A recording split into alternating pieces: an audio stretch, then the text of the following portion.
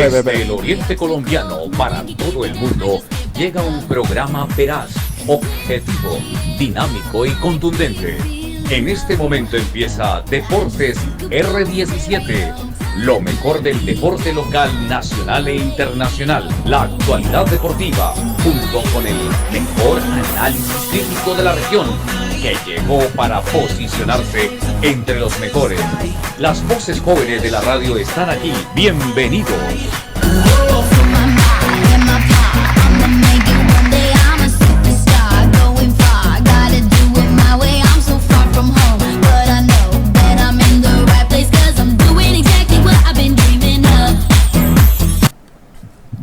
Regresamos nuevamente a 24 segundos. Les pedimos una disculpa a todos los que nos estaban viendo. La verdad que tuvimos problemas técnicos aquí y se fue el Facebook Live. Pero ya estamos de regreso para seguir hablando de lo que es este análisis de la historia y del presente de Boston Celtics y Los Ángeles Lakers.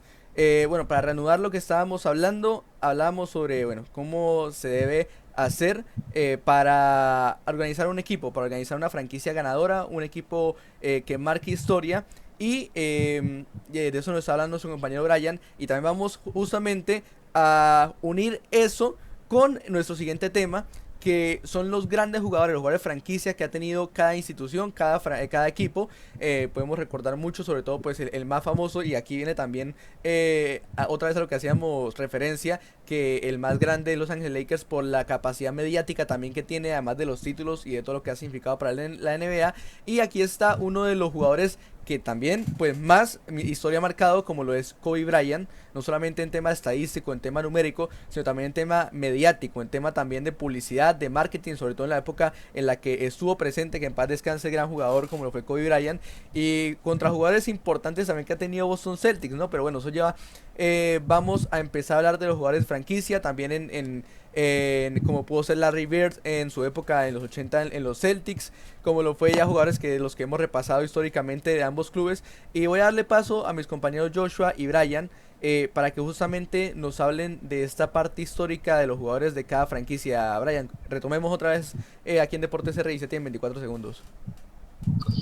Bueno, pues sí, como ya lo estábamos diciendo, pues así como puede ser una lotería, también puede ser una gran planeación, cómo tú puedes construir una franquicia que pueda durar años y años y años. Y pues con relación al hecho de los jugadores franquicia, a los jugadores franquicia que pues, digámoslo así, fue la génesis de todo este duelo, de esta confrontación que ha tenido históricamente Los Ángeles Lakers. Pues bueno, recordar el primer jugador franquicia de incluso desde antes de lo que haya sido Bill Russell, uno de los mejores bases, asistidores conocidos en la historia de los Celtics. Recordar que los Celtics no es que hayan tenido tantos baluartes en esta posición como los de bases, que podemos hablar de Rajon Rondo en la actualidad, en la época contemporánea, y lo que fue el gran Bob Cousy, uno de los mejores asistidores desde la época del 53 hasta el 63, el máximo asistidor durante más de 15 años en lo que fueron los distintos formatos de NBA. Aparte pues de también el gran Bill Russell haciendo ese tándem entre bases y pivots, que pues esa era la magnífica combinación. Y yo quiero hacerle como una propuesta a Joshua de hacer como ese toma y dame de jugadores franquicias por posición entre Boston Celtics y Los Ángeles Lakers, que compitieron entre ellos y se dieron prácticamente un duelo a muerte. Está interesante la propuesta de Brian. Sí, bueno, hagámosle a ver qué sale. Bueno, que empiece Joshua, que es al que justamente le propusieron empezar eso. Brian me habla que antes de que existiera el gran Bill Russell estaba Bob Cousy, totalmente de acuerdo, un gran base de los mejores al inicio de la NBA. No voy a hablar de un base, voy a hablar de un jugador que también se manejaba por esas épocas, que fue muy importante para los Lakers, que ya lo había mencionado, que es George Mikan, un pivot. Recordemos que la NBA antes era dominado por los pivots. Ser alto era lo más importante, el escolta no figuraba prácticamente nada, el alero poco, a no ser que, bueno, ya hablaremos de él, pero George Mikan, 2 metros 8, años 50, una altura prominente, claramente un jugador muy ofensivo, muy dominante, creo que de los más dominantes al comienzo, 5 anillos con los Lakers, Minneapolis.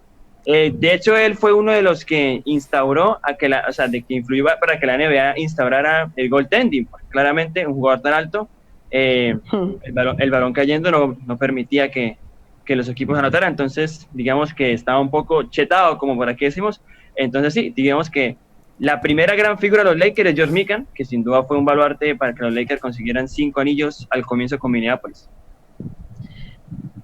Bueno, pues siguiendo la senda, digamos, pues ya el mencionado Bill Russell, pero incluso dentro de lo que configuramos este hecho de lo que fue la construcción de un equipo, no solamente con un base y un pivot, porque antes de que llegase el Bill Russell, esa construcción, porque cuando fue esa época dominante de los 60, era Bill Russell, Bob Cousy y un tal Chuck Cooper, que fue el seleccionado uno de los mejores drafts de lo que fueron esas épocas, un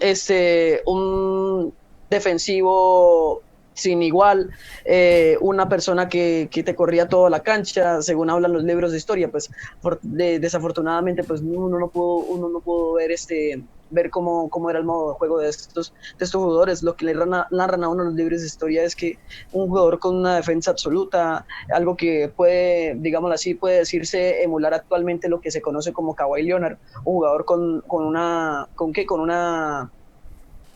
particularidad en las manos que pues eran unas manos muy grandes. Era un jugador también bastante anotador y también pues resaltar los dirigentes que tuvo los Boston Celtics en su época. Sí, yo puedo hablar ahora de Elgin Baylor, jugador de los Lakers, drafteado número 1 en el 58, posiblemente el mejor alero de la historia. Estamos hablando, porque es que Rafa, cuando hablábamos en el programa de Will Chamberlain, ¿no?, de que metía muchos puntos, Elgin Baylor también, en una temporada se marcó 38 puntos por partido, una locura, promedió 27 toda su carrera, un jugador dominante, alto, rápido, que anotaba como una bestia parda, que lamentablemente tuvo la mala suerte de coincidir con Bill Russell, porque jugó muchas finales. Baylor jugó 9, creo que las perdió todas, con Boston. Y lo más curioso de Elgin Baylor es que en su último año, él se retiró a mitad de temporada. Se retiró, y ese mismo año los Lakers fueron campeones con Will Chamberlain. Entonces uno dice que lamentablemente la suerte no lo acompañó para ser campeón, ¿no? Pero sí hay que hablar de un jugador franquicia, liderando, Elgin Baylor. Si bien es cierto que en las últimas finales no estuvo al mejor nivel, porque Jerry West y Chamberlain creo que estaban en mejor forma, porque ya Baylor tenía su edad. Creo que es quizás el anotador más grande que han tenido los Lakers junto a Kareem Abdul-Jabbar y Kobe Bryant, tranquilamente. Exactamente, sí, en playoffs es una barbaridad. Incluso con Jerry West es una de las mejores marcas de puntos individualmente en una final. Brian Baylor anotó 71 puntos en un partido y después Will Chamberlain lo superó. Y él dijo es que el tercer récord de la NBA, tercero, cuarto, el 71, y luego ya pues... Y Baylor dijo, yo creo que ese tipo llegará a los 100 puntos, y llegó. Entonces, para que veamos el sentido del humor de él, en una final creo que anotó 61 puntos, que es el máximo récord histórico. Lamentablemente la perdió, pero bueno, no tuvo suerte. Bueno, siguiendo por el recorrido de jugadores históricos por parte de los Boston Celtics, pues sí hubo, ya con los mencionados, ya después de ese terreno dominante, esa etapa de reconstrucción, esa etapa de mirar hacia el futuro y de tratar de replantear una nueva adquisición para que sea un baluarte dentro de los años venideros a figurar. Traigo a colación a John Havlicek. Es al Salón de la Fama. Es un Salón de la Fama, ganador de cuatro anillos en prácticamente sus 4 primeras temporadas. fue baluarte en lo que fue la reconstrucción y la época de dinastía en los 70, posterior a lo que tuvo los 60.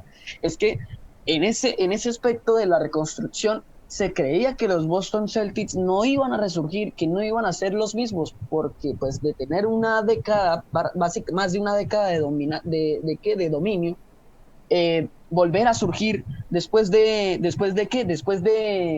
esas pasadas en falso en el comienzo de los 70 fue algo importante y uno de los precursores para esta gesta fue John Havlicek, uno de los mejores jugadores en los Boston Celtics de las décadas del 70 y de las décadas del 80 también. Por parte de los Lakers, obviamente el conocido Jerry West, drafteado número 2 en los años 60, uno de los mejores escoltas de la historia. Recordemos que Jerry West solo ganó un anillo con Will Chamberlain, ya en su última etapa. Jugó muchas finales con el Jim Baylor, las perdieron contra Boston. Escolta, pero hacía de base, porque bueno, es como LeBron, ¿no? Juega de otra posición, pero hace de base. En el séptimo partido de las finales contra Celtic en el 69, 50 puntos, triple doble, no le sirvió, pero encabezó lo que puede ser una remontada histórica en ese partido, ¿no? Un jugador ágil, con una gran visión de juego, anotador incansable, es el loco de la NBA, lo cual me parece bien. Entonces es una de las grandes figuras que, por cierto, ahora vemos que tiene una gran capacidad como manager, ¿no? Está en los Clippers, una cosa rara, ¿no? Que esté en los Clippers y no en los Lakers, pero bueno, cosas de Lakers, y ve su gran potencial. Él reclutó a Kevin Durant, si no estoy mal, ¿no? En los Golden State Warriors, entonces es un hombre que sabe mucho de baloncesto, no solo tanto a nivel deportivo, sino acá. Entonces, si hay que hablar de estrellas de los Lakers contemporáneas o pasadas, Jerry West. Bueno, siguiendo con mi próxima ficha, yo tengo que nombrar sí o sí a Jojo White, excelente base de los 70, gran baluarte en lo que fue la gesta del primer campeonato de lo que iba a ser la segunda etapa de dominio de los Boston Celtics, derrotando también a los Phoenix Suns, llevándose incluso premio MVP de las finales. Si no estoy mal, fue uno de los primeros MVPs de finales, aparte de John Havlicek, que tuvo los Boston Celtics cuando se instauró esta época, este galardón del trofeo de MVP de las finales. Aparte de John Havlicek, el segundo Celtic en ganar el trofeo de finales de MVP fue Jojo White. Gran baluarte para los Boston Celtics, increíble. Siguiendo con esta lista, no sé si considerarlo franquicia de Lakers, pero bueno, yo lo meto. Will Chamberlain, ya lo conocemos, un anillo con Lakers, MVP de las finales. Si bien es cierto que su carrera no la hizo toda en Lakers, los últimos años sí los hizo, por lo menos 5 años jugó en los Lakers, 100 puntos en un partido, 50 puntos en una temporada, 20 y pico de rebotes, 50 rebotes en un partido, la bestia parte más grande que ha tenido el baloncesto. Entonces Will Chamberlain sin duda franquicia, lamentablemente ya falleció, pero bueno, lo recordamos como quizás el pivot más grande de la historia. Pero bueno, ya es una discusión que tengo ahí, porque yo creo que en reglas actuales Shaquille O'Neal me demostró cosas, pero bueno, Will Chamberlain. Bueno, mi siguiente ficha ya pues tengo que llegar ya a lo que es podría decirse que el Celtic más importante en la época contemporánea. De los 80. En la época contemporánea, desde los 80 hasta ahora, es el Celtic más importante, desde los 70, perdón. Y nada más y nada menos que el gran Larry Bird, drafteado en el 78, alero, ala pivot, base, multifacético, un campesino reclutado desde la Universidad de Indiana State a pasar a ser drafteado por los legendarios Boston Celtics, y llegar a ser lo que significó para esta franquicia. Nada más y nada menos que en su primer año de novato ganarse el Rookie del Año, y pues básicamente meter a los Boston Celtics en playoffs en esa época. O sea, un hombre que sin duda alguna fue desde sus inicios marcando historia para los Boston Celtics. Bueno, y los años 70 de la NBA, la verdad, para los Lakers no fueron muy buenos. Y creo que para la NBA tampoco. Entonces, los 80 fueron marcados por la rivalidad entre Larry Bird y Magic Johnson. Magic en los Lakers, número 1 drafteado en el 79. Recordemos que Rocky el año obviamente, y ganó el título en su primer año. Es algo muy raro verlo ahora. Fue la figura porque si bien en los Lakers en ese tiempo tenían a Kareem Abdul-Jabbar, que en teoría era superior claramente a Magic, se lesionó, entonces Magic se llevó el equipo al hombro y ganó el anillo. Y ya todos conocemos lo que pasó, ¿no? Creo que es el mejor base de la historia. Para mí, el mejor jugador de los Lakers de la historia, por un poquito por encima por Kobe Bryant. Yo creo que la calidad que tenía Magic posiblemente no se vuelva a ver. Pases extraordinarios, que por la espalda, por detrás, un jugador único, inigualable, un base de más de 2 metros, que eso es imposible pensarlo ahora. Bueno, LeBron James, pero es imposible pensarlo en esos tiempos. Y yo creo que tranquilamente top 3 de la historia de la NBA, Magic Johnson. Bueno, dentro de mi siguiente ficha yo pondría a lo que es Nate Archibald, un escolta bastante defensivo también, parte de lo que fue la época dorada y el éxito comenzando los 80 de los Boston Celtics. Figura indiscutida totalmente para lo que fue digamos la descoronación de ese dominio que tenía en esa época los Philadelphia 76ers, Moses Malone y un Dr. Dre, Julius Erving se llama, fueron importantes para tener ese equipo a vencer con la fórmula de Larry y Nate Archibald, que fue sin duda alguna una de las mejores duplas en lo que fue el inicio de los 80. Siguiendo con los Lakers, obviamente ya lo mencionamos, Kareem Abdul-Jabbar, máximo anotador de la historia de la NBA, próximamente superado por LeBron James, ojo ahí. Jugó muchos años en los Lakers, si bien es cierto que él comenzó en Milwaukee siendo una bestia, ¿no? 30 puntos por partido, 18 rebotes, en fin. Ganó un anillo con Milwaukee, pero después en Lakers ganó 5, creo yo, influenciado por la figura de Magic, aunque él fue MVP en una final, si no estoy mal. 6 veces MVP, sin duda uno de los más grandes de la historia. El denominado Sky Hook, ¿no? Uno de los tiros más legendarios de la historia de la NBA, que simplemente es levantarse, tirar como un gancho y es complicado de pararlo. Entonces, Kareem Abdul-Jabbar, creo que todo el mundo conoce, cuando alguien conoce Kareem Abdul-Jabbar suena NBA, Lakers. Entonces, bueno, yo creo que de los 80 podríamos hablar de James Worthy también, pero yo me quedo con esos dos de los años 80 de los Lakers.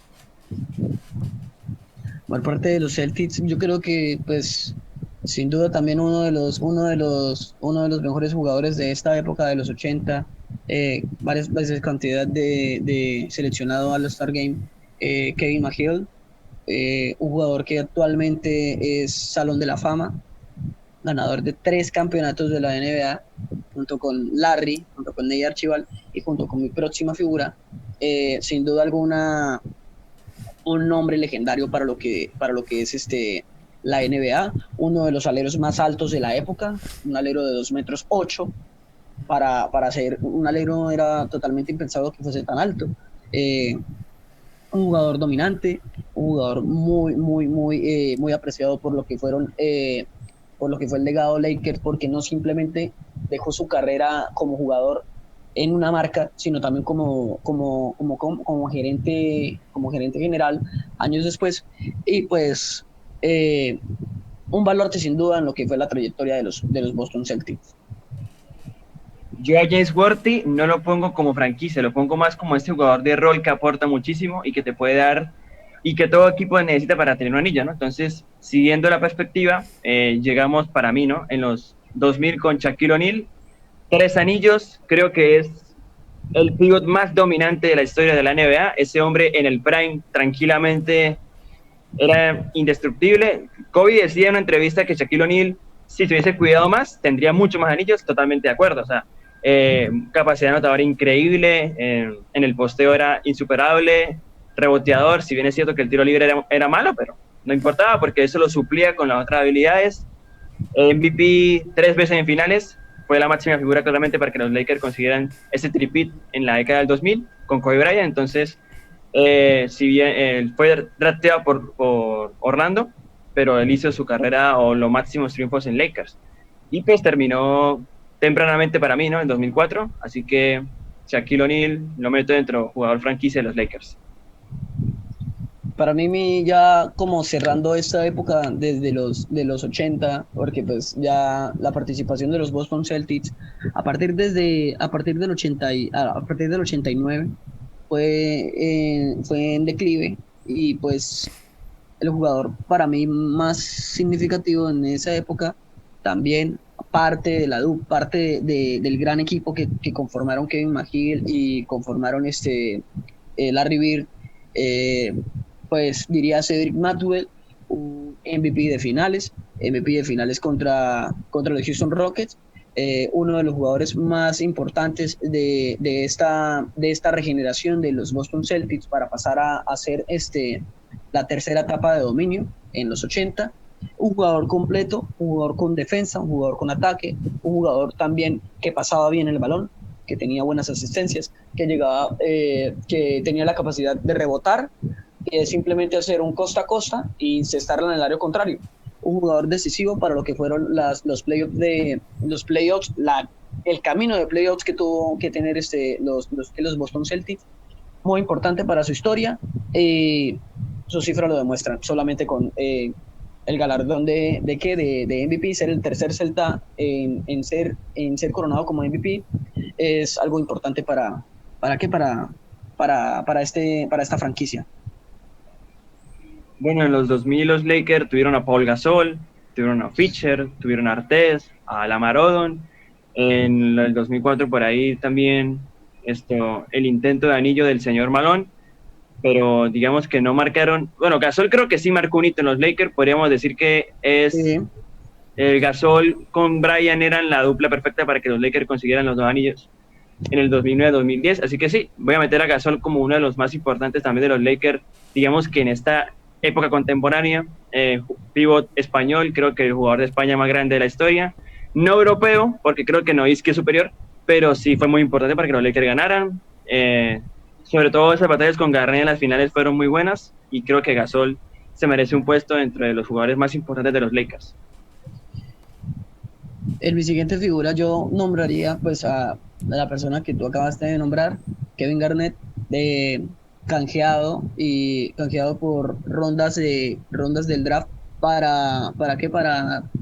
fue como un canje and trade entre los Boston Celtics y los Minnesota Timberwolves.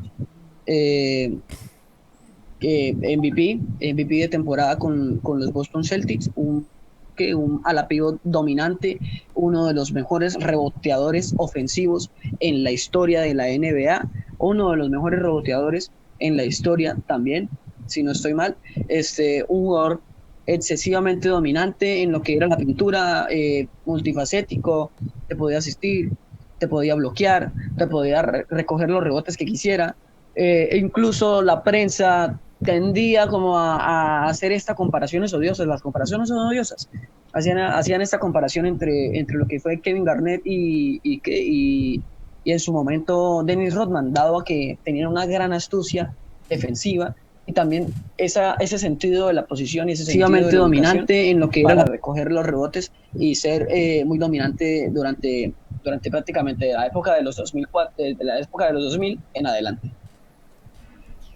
Bueno, y creo que el último jugador franquicia, porque yo todavía no puedo considerar a LeBron James a saber qué hace, pero bueno, esta no veremos.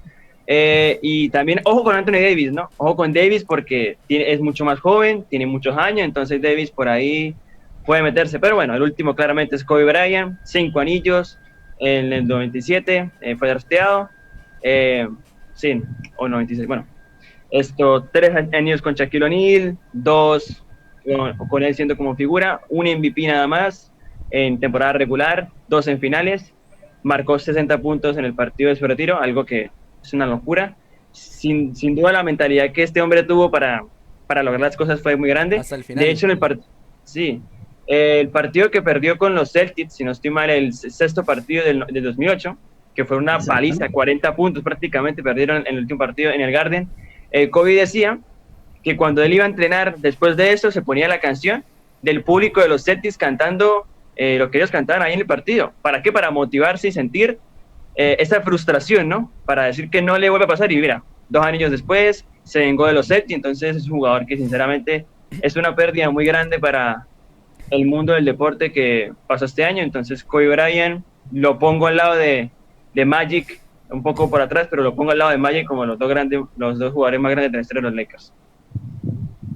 Y bueno, por parte de los Celtics no es un jugador como que pudiese dar la talla y pudiese equiparar lo que fue el nombre de Kobe Bryant y su legado, pero fue también importante y de hecho fue en la última época de los Boston Celtics, de los últimos títulos, el más importante. Paul Pierce, apodado The True, MVP de las finales ya mencionadas por Joshua, en el 2008, 2009, sin duda alguna uno de los mejores tripleros, tiros clutch, un jugador decisivo, un jugador que básicamente podía hacer de todo en la cancha, podía defender, podía armar, no tenía la necesidad de armar porque tenía a un tal Rajon Rondo, un jugador que fue pieza esencial para el título contra los Ángeles Lakers, no solamente en ataque, también en defensa. Si tú vieras los recuentos del partido, era el jugador encargado de defender a Kobe Bryant. Era el jugador encargado de defender a Kobe Bryant. Y que Kobe Bryant no tuviese esa efectividad anotadora como siempre la tenía en finales, era algo bárbaro, y eso era desde el resultado y producto de Paul Pierce, retirado en los Clippers, siendo dirigido por su amigo y mentor en el baloncesto, Doc Rivers, uno de los mejores técnicos en la época actualmente, y pues es la cereza del pastel actualmente de los Boston Celtics. Y finalizando el recorrido, no se podría tener un jugador ya franquicia en la época de hoy. Boston Celtics no lo tendría, aunque como lo dijo por su parte Joshua con Anthony Davis, hay que tener mucho cuidado con Jaylen Brown. Tatum también, Tatum puede ser. Jaylen Brown y Jason Tatum, jugadores que pueden brillar y que seguramente van a brillar en Boston Celtics, a no ser de que haya algo impensado como un cambio realmente abrupto, cosa que no creo que vaya a pasar, porque en unos años esa será una de las franquicias más importantes para la NBA en la Conferencia del Este. Bueno, la verdad que muy interesante este ejercicio que hicieron ustedes más bien. Yo lo estuve escuchando porque la verdad que yo siempre digo que aquí los expertos en baloncesto son, sobre todo en la historia de la NBA, son Joshua y Brian. Yo más que todo estaba aprendiendo, estaba escuchándolos a ustedes. Y la verdad que para finalizar este ejercicio tan interesante que ustedes dos hicieron, vamos a dar la conclusión de cuál es el jugador para ustedes, franquicia, el más representativo de cada equipo. Para mí, en lo que yo estoy escuchando, en lo que yo estoy analizando, para mí creo que Kobe Bryant en Los Ángeles Lakers y Bill Russell en los Boston Celtics se llevan el galardón como, para mí, el jugador franquicia más importante de tanto de Lakers como de Celtics. Bueno, mira, Rafa, para mí en Boston, Bill Russell, sí que es cierto que a Larry Bird yo lo podría meter, pero de segundo, es que queda de segundo, al igual sí, que queda Magic Johnson de pero pronto. Es que los 11 anillos de Bill Russell pesan muchísimo. Y de los Lakers, para mí Magic, y te lo argumento, ¿por qué Magic? Sí, porque, a ver, Magic y Kobe tienen los mismos anillos, 5, pero Magic cambió la historia de los Lakers, cambió la historia perdedora de Lakers con Boston, le ganó 2 finales a Larry Bird. Esos anillos fueron importantes para que los Lakers volvieran a crecer como franquicia. Digamos que Kobe cogió un Lakers ya con el nombre de Magic posiblemente, entonces, y creo que fue más estable Magic Johnson, porque en las temporadas que tuvo fue más estable. Kobe había temporadas donde fallaba mucho veíamos los porcentajes de Kobe que eran muy bajos, entonces para mí creo que Magic Johnson está un poquito por encima que Kobe Bryant. Interesante, interesante porque ya ahí discrepamos usted y yo. Usted va para más para Magic en los Lakers y yo para Kobe, pero coincidimos en Bill Russell en los Boston. ¿Y para usted, Brian? Brian, ahí tenemos a Brian. Sí, sí, Ah, sí. sí. Bueno, muchachos, pues la verdad yo no podría negar dentro de algo muy importante que fue no solamente para los Boston Celtics y también para Los Ángeles Lakers, sino también para la NBA como deporte y el baloncesto en los Estados Unidos, dado crisis de racismo en los 80, los más importantes, sí o sí, para las dos figuras y para las dos franquicias fueron Larry Bird y Magic Johnson. ¿Por qué? Porque fueron los jugadores encargados de mundializar la NBA. Fueron los jugadores encargados de no solamente mundializarla, de no solo darle ese paso a Michael Jordan en lo que es el marketing, la publicidad y ser un jugador, y de que un jugador de baloncesto sea un modelo a seguir. Magic Johnson y Larry Bird lo hicieron en su época. Hay un documental muy interesante, que se llama Larry vs. Magic, incluso está en Netflix, que lo pueden ver. Que es el mejor en cuanto a baloncesto. ¿Cómo, Es Joshua? el mejor duelo, es el mejor duelo que ha existido, y el duelo más parejo que ha existido en la historia de la NBA, aparte de que fueron los encargados de cimentar y de que la NBA fuese lo que hoy es, desde lo económico, desde lo organizacional y desde De hecho, la NBA desportivo. la NBA tuvo la suerte de que aparecieras el señor Jordan, ¿no? Porque perder a Larry Bird y a Magic Johnson y no tener un recambio así como de figura mundial hubiera sido terrible para la NBA. Total, total.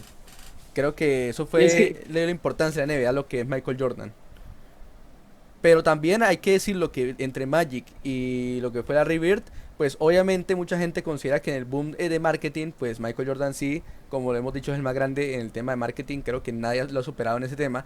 Pero lo que dice Brian es cierto, la brecha de la NBA empezó a conocerse mundialmente, el marketing todo se abrió por lo que fueron Larry Bird y Magic Johnson. Para mí son segundos en lo que yo Y es dije, que- para mí me mantengo Y es en que Kobe. la NBA en los 70 creo que es la peor época de la NBA. O sea, La NBA estaba en quiebra. La NBA Sí, estaba en estaba en quiebra. Casi que no existía prácticamente. no, era terrible. Los 70 fueron terribles para la NBA, en serio. Y yo creo que el salvavidas fue Boston trajo a Larry y Lakers a Magic y bueno, se armó una rivalidad. Creo que es la más linda de la historia del deporte, tranquilamente.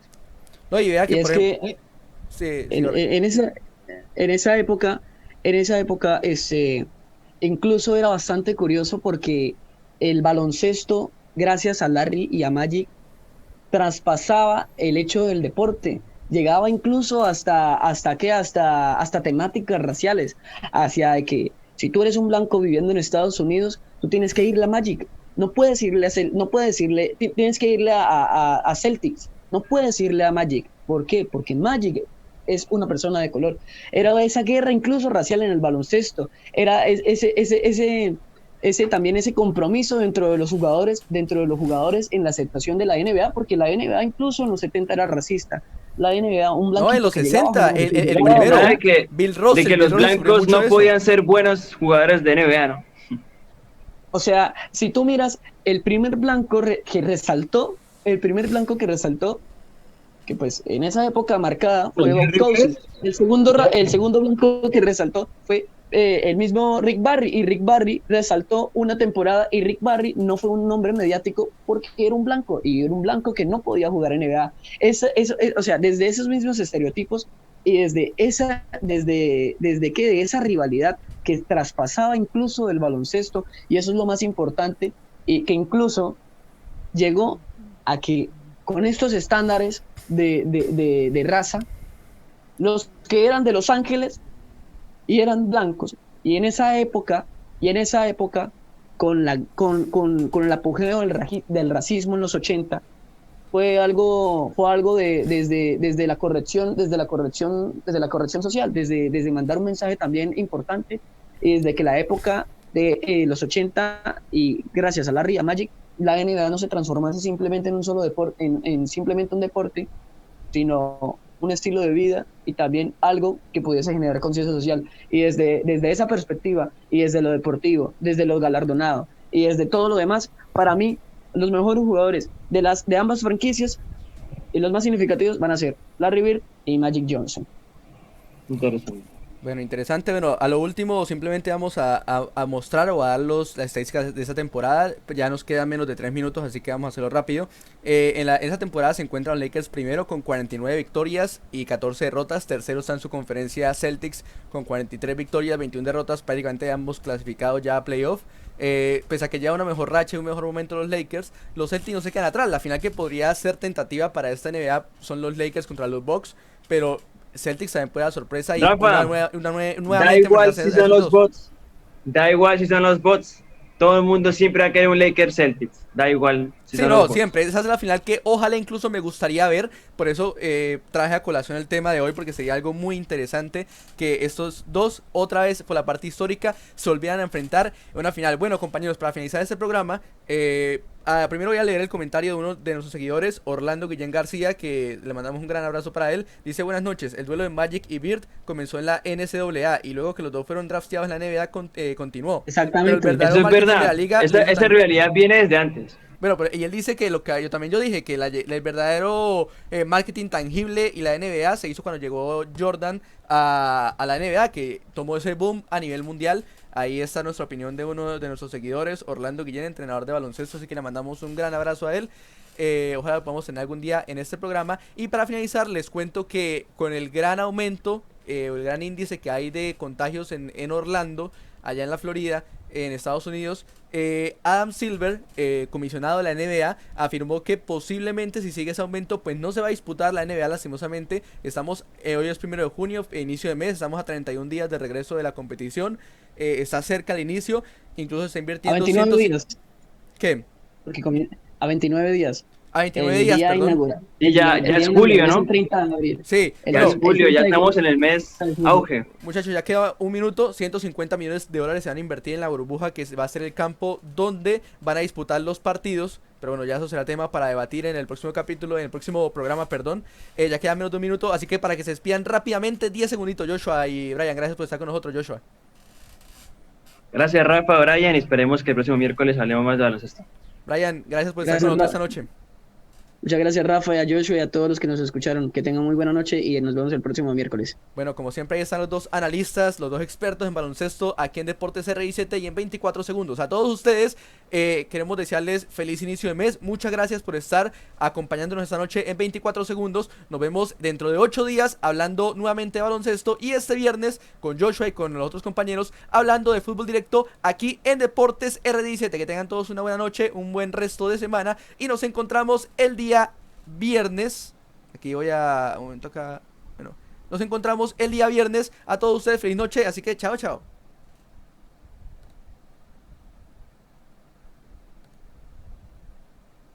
Todo tipo de mujer se puede beneficiar con este novedoso equipo láser llamado Mona Lisa Top.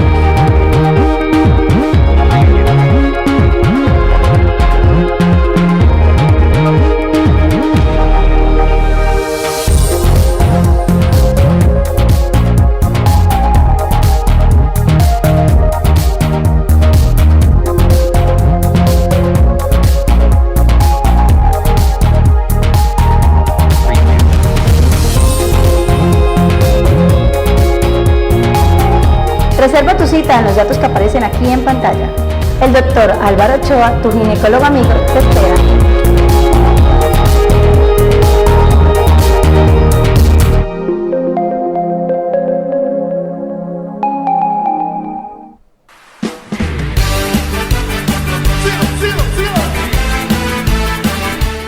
Superdeportes Andrés, la tienda de ropa y elementos deportivos número 1 de los norte santanderianos.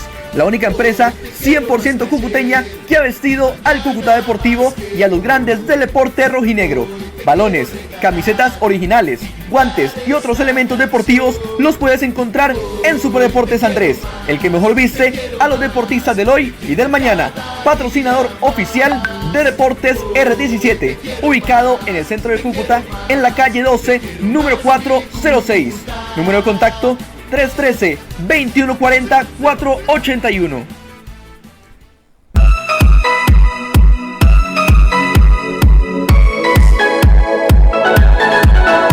¿Te gustan las salchipapas, amas las hamburguesas o cualquier tipo de sándwich?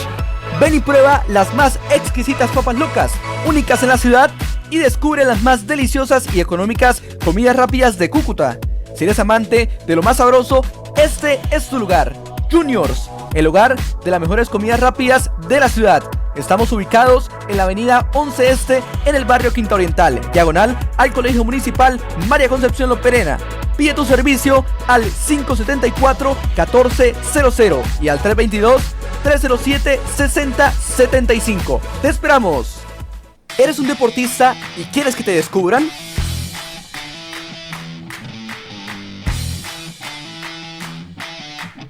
Que los más importantes equipos vean tus goles, tus puntos, tus canastas, tus mejores jugadas y la mejor versión de ti. Entonces no esperes más, porque aquí te ayudamos a crear tus videos, tus producciones, para que logres el sueño de ser el mejor deportista. No esperes más, llámanos. Número de contacto 300-379-2513. También nos puedes contactar a través de nuestro Facebook de Deportes R17.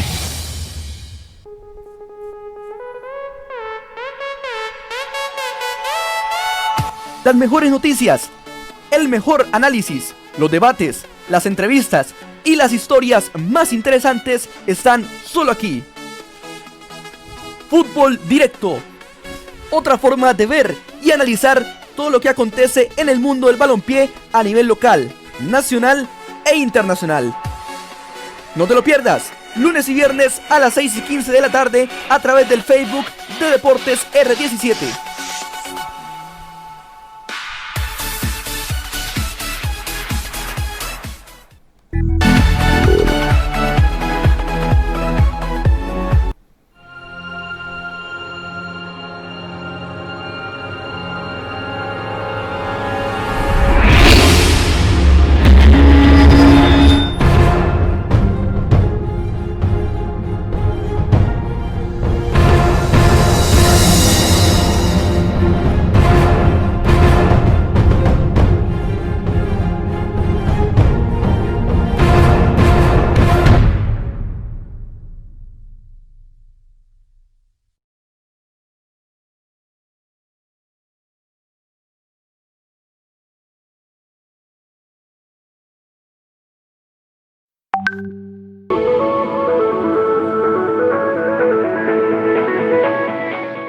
Por muchos años, nuestros deportistas han hecho historia representando a Norte de Santander.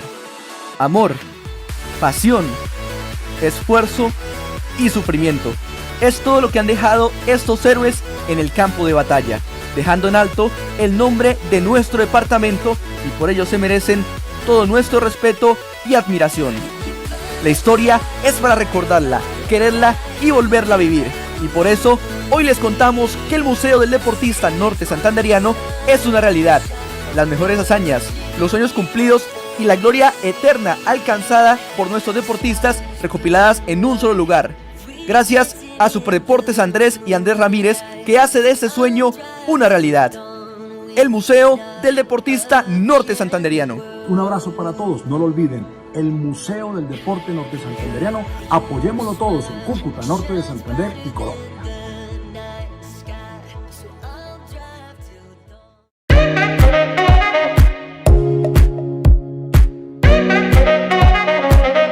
¿Buscas medicamentos, implementos de salud y otros víveres básicos para el cuidado de tu familia? Pide todo lo que necesites a Droguería de Nash. Servicio 24 horas con domicilio e inyectología gratis. Los mejores precios para que cuides a tu familia. Ubicados en la calle Quinta, número 614, centro de Villa del Rosario. Número de contacto 570-8636 y al 315-6244-690. Droguería Nash, más de 20 años cuidando a tu familia.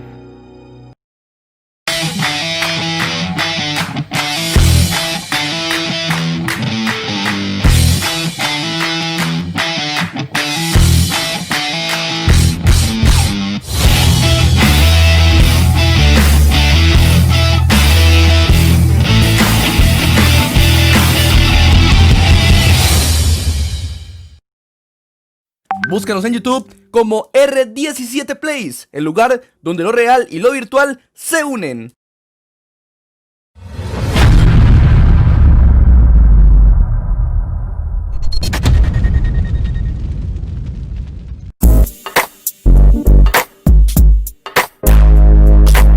Destreza, velocidad, precisión, momentos de infarto y mucha diversión.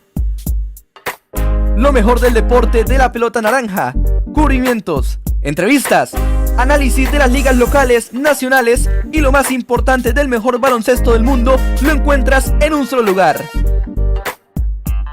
24 segundos, el programa donde la pelota naranja es la protagonista. No te lo pierdas, todos los miércoles a través del Facebook de Deportes R17.